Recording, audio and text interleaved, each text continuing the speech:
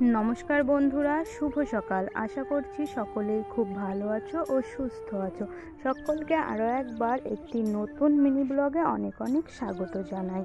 তো এই যে সকালবেলার আর কি টিফিনটা করে নিচ্ছি। সকালে আজকে বৌদি চাউমিন বানিয়েছে, সেটাই খেয়ে নিচ্ছি। তো তারপরে একটা পার্সেলের অর্ডার ছিল আমার, সেটা আজ সকাল সকাল দেখছি ডেলিভারি হয়ে গেছে।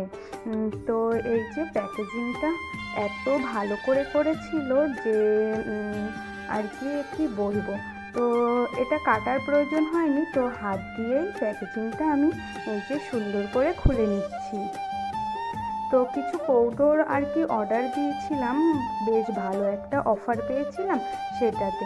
এই যে এখানে এত সুন্দর যে হবে সেটা আমি কল্পনাও করতে পারিনি। তো আমাদের কিছু কৌটো এরকম প্রয়োজন ছিল, অনেক দিন ধরেই নেব ভাবছিলাম। তো বেশ ভালো একটা অফার পেয়ে গেছিলাম, তাই নিয়ে নিয়েছি।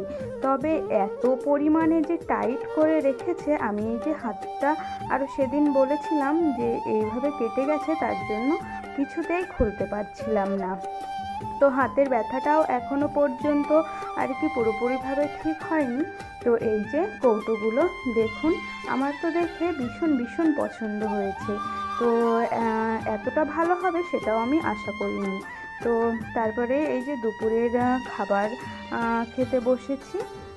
আজ হয়েছে বাড়িতে ইঁচড় চিংড়ি। আসলে এই বছরের প্রথম আজ আমরা ইঁচড় খাচ্ছি। এখন তো এঁচড়ও সবসময়ই পাওয়া যায়, তবে সবসময়ের থেকে যে কোনো জিনিস সিজনেরটাই যেন বেশি ভালো লাগে। তো মা আজ রান্না করেছে এঁচড় চিংড়ি, সেটা দিয়েই ভাত খেয়েছি। তো তারপরে এই যে বিকালবেলাতে একদম পড়ন্ত সন্ধ্যার একটু আগে দেখুন আমরা সকলে মিলে এখানে গল্প করছিলাম। আর বৌদির দাদা বৌদির জন্য কিছু জিনিস পাঠিয়েছে, সেগুলোও দেখছিলাম সবাই মিলে। এখানে আছে পুজোর বেশ কিছু সামগ্রী। এই যে এই রিকাবিগুলো খুব ভালো হয়েছে।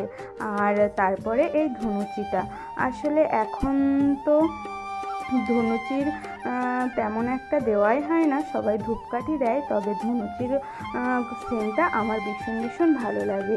তো আর এই যে জলশঙ্খ রাখার জন্য একটা দানি, সব কিছুই ভালো হয়েছে, কিন্তু তার ভেতরেও কিছু জিনিস তো থাকে একটু বেশিই ভালো হয়।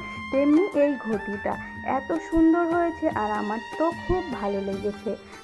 তো সব কিছু মিলিয়ে এই যে এইভাবেই আমাদের বিকালটা কেটে গেল। তো দেখুন অনু তো পেয়ে ভীষণ ভীষণ খুশি হয়েছে। এই ব্লগটা আপনাদের কেমন লাগলো অবশ্যই আমাকে কমেন্ট করে জানাতে ভুলবেন না। যদি ভালো লেগে থাকে একটি লাইক করে দেবেন। আবারও খুব শিগগিরই একটি নতুন ব্লগের সঙ্গে দেখা হবে। ততক্ষণের জন্য সকলে সুস্থ থাকবেন, ভালো থাকবেন।